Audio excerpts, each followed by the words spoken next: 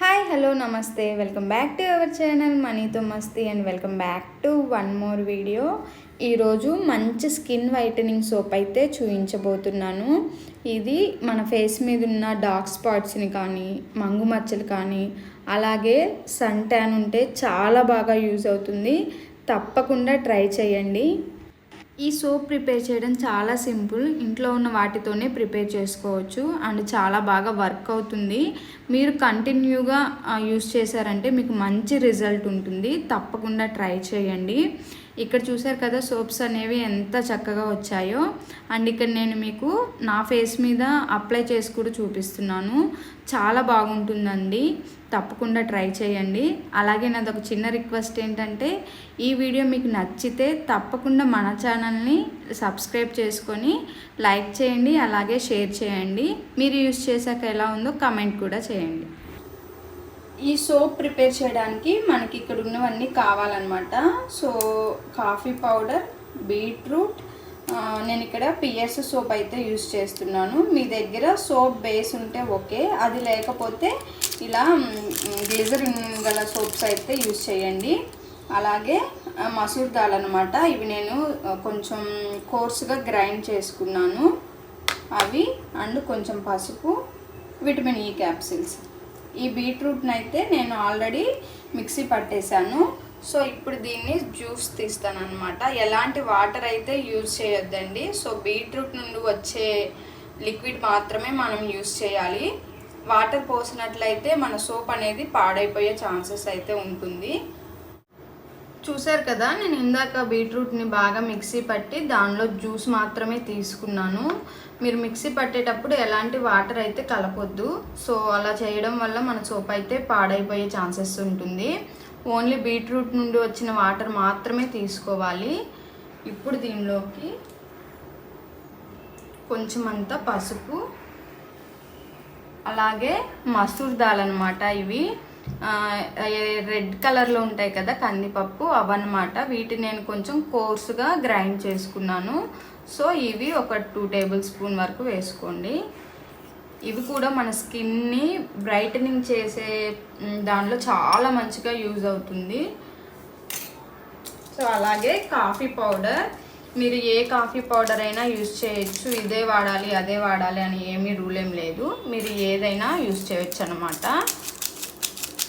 నేను ఒక స్పూన్ వరకు ఉంటుంది కాఫీ పౌడర్ అయితే వేసుకున్నాను. ఇప్పుడు దీన్ని లంప్స్ ఏమీ లేకుండా, ఉండలేమీ లేకుండా బాగా మిక్స్ చేసుకోవాలి. దీనిలోకి నేను విటమిన్ ఈ క్యాప్సిల్ అయితే యాడ్ చేస్తున్నాను. విటమిన్ ఈ క్యాప్సిల్ లేదు అన్న వాళ్ళైతే కోకోనట్ ఆయిల్ ఒక 1 స్పూన్ వరకు వేసుకోండి. సో ఇప్పుడు దీన్ని ఇంకోసారి బాగా మిక్స్ చేసి పక్కన పెట్టేసుకోండి. మెయిన్గా మనం ఈ సోప్ ప్రిపేర్ చేయడానికి కావాల్సింది సోప్ బేస్ అనమాట. సో అది ఆన్లైన్లో దొరుకుతుంది. కావాలంటే మీరు సోప్ బేస్తో అయినా సోప్ ప్రిపేర్ చేసుకోవచ్చు, లేదంటే ఇలాంటి గ్లిజరిన్ సోప్తో అయినా కూడా చేసుకోవచ్చు అనమాట. నాకు సోప్ బేస్ లేదు, సో అందుకని నేను ఇక్కడ ఈ సోప్ని అయితే యూస్ చేస్తున్నాను. పిఎస్ సోప్ అనమాట. గ్లిజరిన్ సోప్స్ మాత్రమే యూస్ చేయండి. సో ఇప్పుడు దీన్ని కట్ చేసుకుందాం.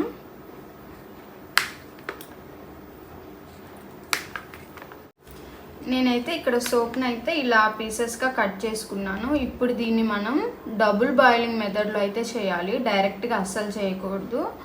సో రండి చూసేద్దాం. చెప్పాను కదా దీన్ని డబుల్ బాయిలింగ్ మెథడ్లో చేయాలి.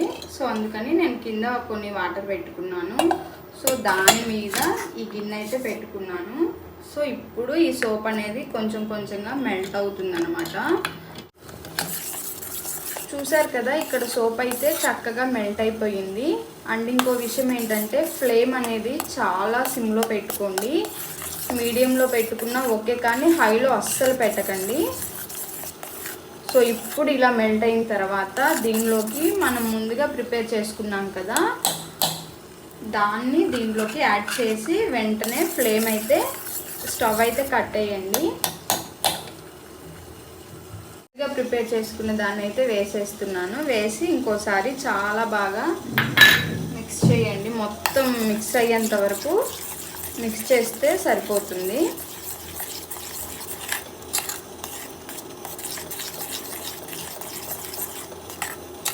సో ఇలా మిక్స్ అయిన తర్వాత వెంటనే స్టవ్ అయితే కట్టేయండి. సో ఇంకా మనకి స్టవ్ మీద ఉంచాల్సిన అవసరం లేదనమాట. ఈ బాయిల్ అయిన వాటర్తోనే సరిపోతుంది అనమాట. ఇలా చక్కగా మొత్తం మిక్స్ చేసుకున్న తర్వాత మీ దగ్గర సోప్ మౌల్డ్స్ ఉంటే ఓకే, లేకపోతే మాత్రం మీ దగ్గర ప్లాస్టిక్ గిన్నెలు సో అలా ఉంటాయి కదా, వాటికి కోకోనట్ ఆయిల్ కానీ లేదంటే వ్యాజ్లైన్ కానీ పూసి దానిలోకి ఈ లిక్విడ్ని యాడ్ చేసుకోవాలి. సో ఇప్పుడు నేనైతే ఒక ప్లాస్టిక్ గిన్నెలోకి అయితే వేస్తున్నాను.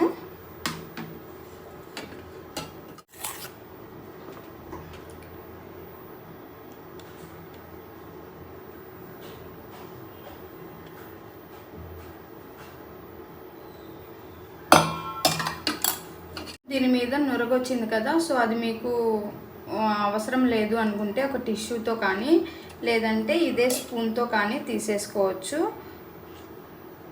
అలా తీసేసుకోండి.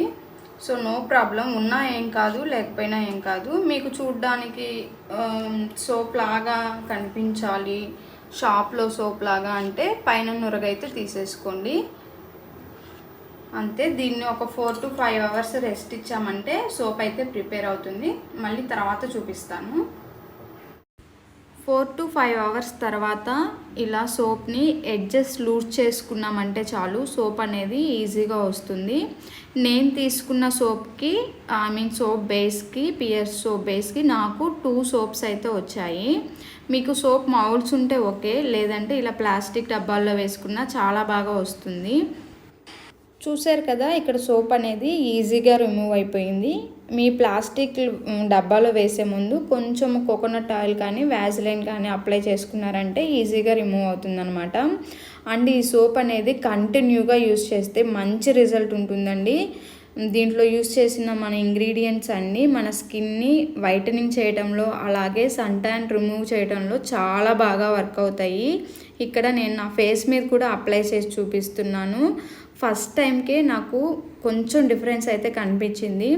తప్పకుండా వర్క్ అవుతుందండి, ఒకసారి ట్రై చేసి చూడండి. ఐ థింక్ ఈ వీడియో మీకు నచ్చిందని అనుకుంటున్నాను. నచ్చినట్లయితే ప్లీజ్ లైక్ చేయండి, షేర్ చేయండి.